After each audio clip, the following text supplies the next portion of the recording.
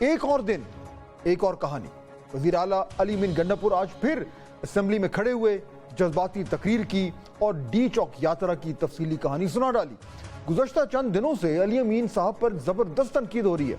اس تنقید کا اثر یہ ہوا کہ وزیر اعلیٰ صاحب کو آج آ کر اپنی وضاحتیں پیش کرنے کی ضرورت پڑ گئی.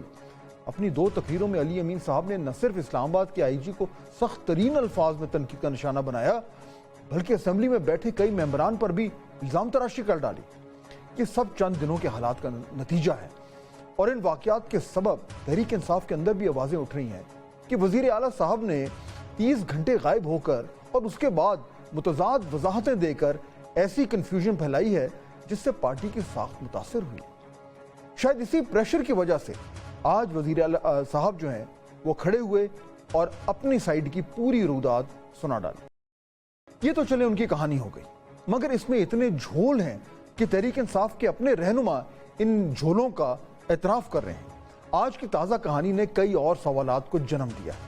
سوال تو بہت ہیں, لیکن بنیادی طور پر 2 بڑے سوال ہیں. پہلا یہ کہ علی امین صاحب اسلام آباد میں داخل ہوئے کیسے, اور دوسرا یہ کہ وہ اسلام آباد سے باہر کیسے نکلے.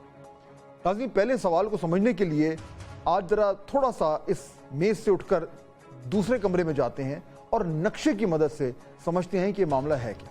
تو ناظرین, نقشے کی مدد سے جب ہم بات کرتے ہیں تو چیزیں بڑی کلیئر ہونی شروع ہو جاتی ہیں. اب مثلا دیکھیے, یہ وہ نقشہ ہے جو ہم دکھا رہے ہیں, وہ اس ایریا کا جہاں سے اوریجنلی علی امین گنڈاپور صاحب اور ان کا جو پورا قافلہ تھا وہ آ رہا تھا. اب تھوڑا سا اگر آپ کو میں کلیئرلی کر کے دکھاؤں یہ ہمارے اسٹوڈیو میں, اب یہ جو ہے یہ موٹر وے پلازا ہے M1 کا. تو یہ جو روڈ آ رہی ہے پشاور سے موٹر وے آتی ہے, پھر یہ ٹول پلازا ہے, اس ٹول پلازا سے آپ مڑتے ہیں اور آپ یہ سیدھا چنگی نمبر 26 سے پہنچتے ہیں. یہ وہ سینٹرل ایریا جہاں پہ ناکا تھا. اب سوال پیدا ہوتا ہے کہ اگر کسی نے اسلام آباد جانا ہے تو وہ کیسے جائیں گے, رستے کون سے ہیں؟ ایکچولی رستے بڑے لمیٹڈ ہیں. اگر یہ جو مین جنکشن ہے GT روڈ کا اور چنگی نمبر 26 کا, اگر آپ اس کو بلاک کر دیں تو اس کے بعد یا تو پھر آپ یہ ہے جو پشاور روڈ جو جاتی ہے پھر پنڈی کی طرف, یا تو آپ ادھر جائیں اور یہاں سے آگے سے جا کے یہاں پہ رستے ہوتے ہیں ہم اسلام آباد کی طرف جائیں, لیکن اس کے لیے آپ کو پھر بھی اس بلاکیڈ سے رائٹ پہ مڑنا ہے جو کہ بند تھا. دوسرا ایک طریقہ اور ہے, اور وہ یہ ہے کہ اگر آپ یہاں سے چنگی 26 پہ نہ جائیں, یہ جو GT روڈ ہے یہ پشاور کی طرف جا رہی ہے, اگر آپ یہاں پہ نہیں گئے اور آپ کسی طرح یہاں پہ پہنچ گئے, یہ ہے ناظرین مرگلہ ایونیو. یہ وہ نیا جو ہے وہ یہ کھلا ہے جو ایک نیا ایونیو کھلا ہے. اب یہاں سے آپ کو نظر آئے گا, اور اس کو اگر ہم دیکھیں تو یہ ایونیو ہے, یہ سیدھا اسلام آباد کی طرف جا رہا ہے. یہ GT روڈ ہے اور یہاں سے یہ نیا کھلا ہے, یہ مرگلہ ایونیو ہے, یہ پہاڑوں کے ساتھ جاتا ہے, یہ بھی راستہ ہے. اچھا, اب بلاکیڈ تو یہاں بھی تھا. ظاہر بات ہے اگر آپ کسی کو اسلام آباد جانے سے روک رہے ہیں تو آپ نے ہر راستہ روکنا ہے. یہ مین راستہ ہے, یہاں بھی ناکا تھا.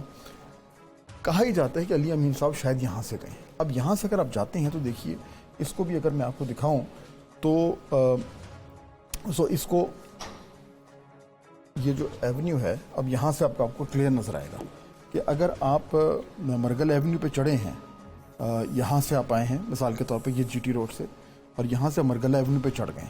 اب یہ مرگلہ ایونیو سیدھا, یہ بائی دی وے بڑی زبردست روڈ کھلی ہے, ڈبل روڈ ہے, یہاں پہ پہاڑ ہیں, خوبصورت ترین جگہ ہے. یہاں سے اگر آپ جاتے ہیں تو یہ آپ سیدھا یہ D12 کو کراس کر کے E11 کو کراس کر کے اور آپ الٹیمیٹلی جو ہے وہ آ جاتے ہیں مین اسلام آباد کے اندر, اور اس کے بعد پھر آپ کا جو ہے وہ سیدھا مین انٹو مین اسلام آباد. اب اگر وہ یہاں سے آئے ہیں, مجھے آپ خود بتائیں, یہ وہ ایریا ہے جہاں پہ تو سنگجانی بھی کہتے ہیں, اگر وہ یہاں سے آئیں تو کیسے آئیں بھائی؟ وہ آپ کو پہلے میں نے دکھایا چنگی نمبر 26, وہ بلاکڈ, یہ بلاکڈ, اور پنڈی جا نہیں سکتے, 3 ہی مین راستے ہیں. تو پھر اگر یہ سب بلاکڈ ہیں تو یہاں سے علی امین گنڈاپور صاحب اس جگہ کو کراس کر کے کیسے گئے؟ یہ سوال تو پیدا ہوتا ہے. اس سوال کا جواب ذرا جانتے ہیں تفصیل سے. اور ناظرین, یہ تو تھا نقشے کی مدد سے ایک جائزہ, اور جس طرح آپ کو بالکل میرے خیال میں بہت حد تک بالکل کلیئر ہو گیا ہوگا کہ اتنی آسانی سے اسلام آباد جانا جو ہے وہ ممکن نہیں ہے. اب وہ کیسے گئے ہم کھل کے بھی بات کر سکتے ہیں, لیکن میرے خیال میں آپ بہت حد تک سمجھ ہی گئے ہوں گے کہ یہ معاملہ جو ہے وہ کس طرف گیا اور کیسے ہوا.